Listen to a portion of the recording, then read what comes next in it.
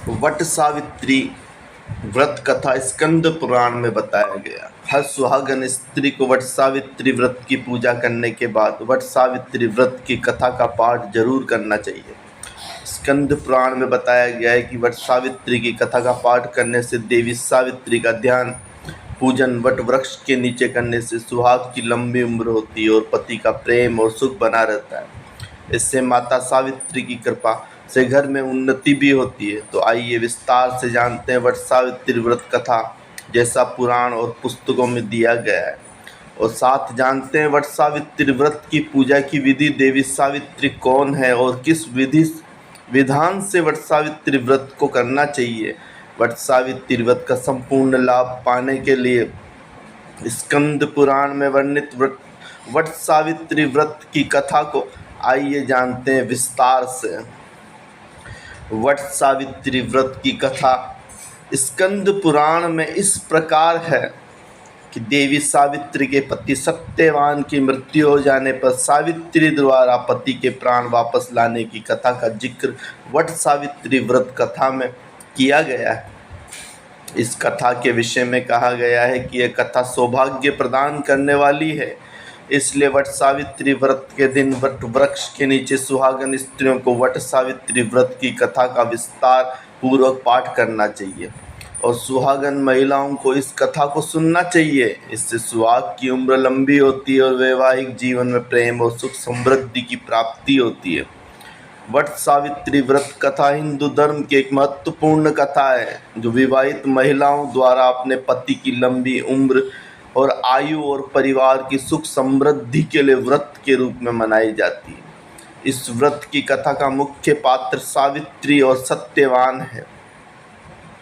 एक बार देवी पार्वती जी ने कहा, हे देवताओं के भी देवता, जगत के पति शंकर भगवान, प्रभास क्षेत्र में स्थित ब्रह्मा जी की प्रिया जो सावित्री देवी है, उनका चरित्र आप मुझसे कहिए, जो उनके व्रत का महात्म्य हो और उनके संबंध का इतिहास हो, जो स्त्रियों के पति व्रत को देने वाला, सौभाग्यदायक और महान उदय करने वाला हो। तब शंकर भगवान ने कहा कि हे महादेवी, प्रभास क्षेत्र में स्थित सावित्री के असाधारण चरित्र को मैं तुमसे कहता हूँ। है माहेश्वरी सावित्री स्थल नामक स्थान में राजकन्या सावित्री ने जिस प्रकार से उत्तम वट सावित्री व्रत का पालन किया, मध्य देश में एक धर्मात्मा राजा रहता था जो सभी प्राणियों के हित में तत्पर रहता था। उसका नाम था अश्वपति। धर्मात्मा क्षमाशील सत्यवादी होने पर भी राजा संतान रहित था। वह राजा प्रभास क्षेत्र में यात्रा करते हुए पहुंचा और सावित्री स्थल पर आ गया। वहां राजा ने अपनी रानी के साथ इस व्रत को किया जो सावित्री व्रत के नाम से प्रसिद्ध, सभी प्रकार की कामनाओं को पूर्ण करने वाला है। इस मंत्र की साक्षात मूर्ति बनकर स्थिति ब्रह्मा जी की प्रिया सावित्री देवी उस राजा पर प्रसन्न हुई। कमंडलू को धारण करने वाली वह सावित्री देवी दर्शन के बाद पुनः अदृश्य हो गई, लेकिन देवी के दर्शन के पुण्य से कुछ दिनों के बाद राजा अश्वपति के घर देवी के समान रूप वाली एक कन्या का जन्म हुआ जो देवी सावित्री के अंश से ही उत्पन्न हुई थी। देवी सावित्री की प्रसन्नता से प्राप्त तथा सावित्री की पूजा करने के बाद उत्पन्न कन्या का नाम भी सावित्री ही रखा गया। वह राजकन्या देवी लक्ष्मी के समान शोभित होती हुई बढ़ने लगी और धीरे धीरे सुकोमल अंगों वाली वह कन्या यौवन अवस्था को प्राप्त हुई। नगरवासी उस कन्या को देखकर यही समझते थे कि वह कोई देव कन्या है। कमल के समान विशाल नेत्रों वाली, तेज से अग्नि के समान प्रज्वलित होती हुई वह सावित्री महर्षि भृगु द्वारा कहे हुए सावित्री व्रत को करने लगी। लक्ष्मी के समान सुशोभित वह कन्या एक दिन देवी सावित्री की पूजा के बाद पिता के पास खड़ी हो गई।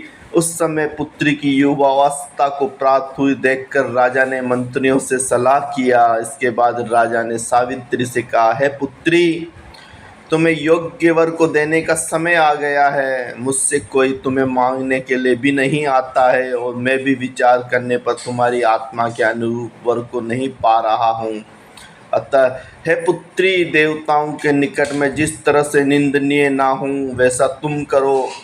मैंने धर्मशास्त्र में पढ़ा और सुना भी है कि यदि पिता के गृह में रहती हुई विवाह के पहले ही जो कन्या रजो धर्म से युक्त हो जाती है उसके पिता को बड़ा पाप लगता है। इसीलिए है पुत्री, मैं तुमको भेज रहा हूँ कि तुम स्वयं ही अपने योग्य वर को ढूंढ लो।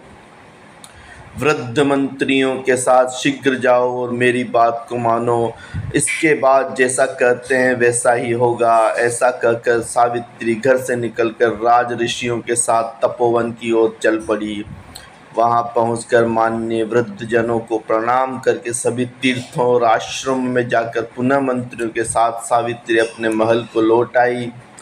यहाँ सावित्री ने पिता के साथ देव ऋषि नारद को बैठे देखा। आसन पर बैठे हुए नारद जी को प्रणाम करके मुस्कुराती भी जिस कार्य के लिए बन गई थी सारी बातें कहने लगी। सावित्री बोली, है नारद जी, शाल्व देश में धर्मात्मा धुत्मसेन नाम से विख्यात एक क्षत्रिय राजा हैं जो देव योग से नेत्रहीन हो गए हैं। रुक्मी नामक उनके एक सामंत ने उनसे राजपाट छीन लिया है और वह अपने पुत्र और पत्नी के साथ वन में रह रहे हैं। उनका पुत्र सत्यवादी और धर्मात्मा है, उसे ही मैंने मन में पति के रूप में वर्ण किया है। नारद जी सावित्री के वचनों को सुनकर बोल पड़े, हे राजन, सावित्री ने यह बड़ा कष्टप्रद कार्य कर डाला। बल बुद्धि होने से इसने केवल गुणवान समझकर सत्यवान को वरण कर लिया। सत्यवान मिट्टी के घोड़े बनाता है और घोड़े का चित्र भी बनाता है, इससे उसे चित्राश्व भी कहते हैं। सत्यवान दान और गुण में रंती देव के शिष्य के समान है, ब्राह्मणों की रक्षा करने वाला और सत्यवादी है।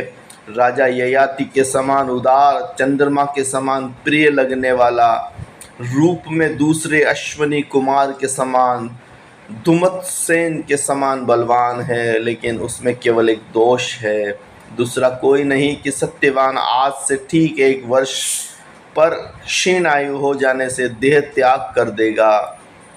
इस प्रकार नारद जी की बात सुनकर राजकन्या सावित्री ने राजा से कहा, राजा, लोग किसी से एक बार कोई बात कहते हैं, ब्रह्मवेत्ता एक ही बार कहते हैं और एक ही बार कन्या दी जाती है। तीनों कर्म एक ही बार किए जाते हैं, बार बार नहीं। दीर्घायु हो या अल्पायु, गुणवान हो या निर्गुण, वर को एक ही बार वर्ण कर लिया, अब दूसरे वर को वर्ण नहीं करूंगी। नारद जी ने कहा, है राजन, यदि आपको उचित लगता हो तो अपनी पुत्री सावित्री का कन्यादान शीघ्र कर डालिए। राजा शुभ मुहूर्त विधि विधान पूर्वक सत्यवान के संग सावित्री का विवाह करवा दिया।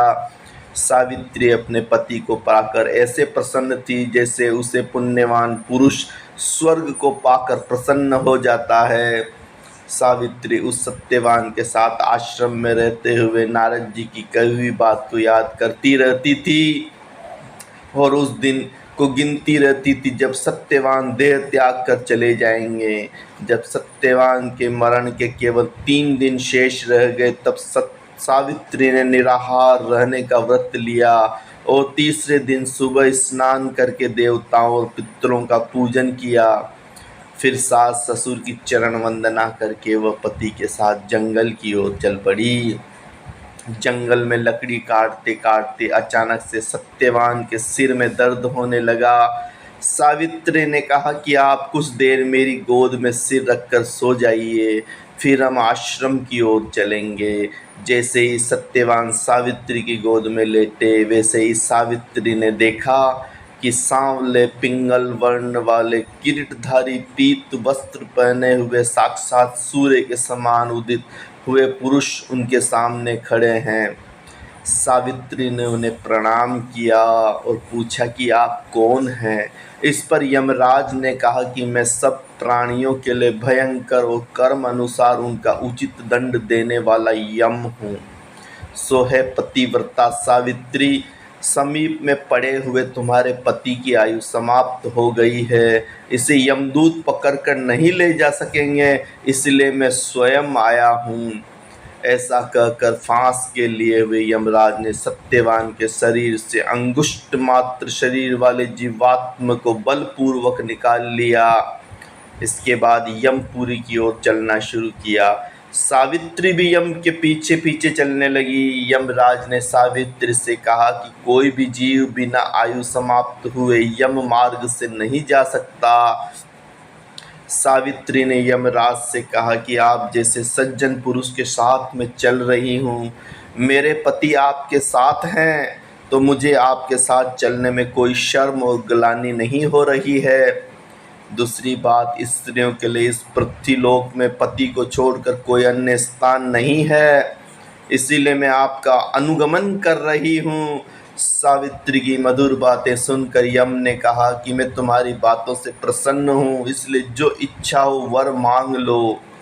सावित्री ने तब यमराज से अपना खोया हुआ राज्य, सास ससुर की आंखों की रोशनी और 100 पुत्रों का वरदान मांग लिया। अपने वरदान के जाल में फंसकर यमराज ने सत्यवान की आत्मा को मुक्त कर दिया और सावित्री को लौटा दिया।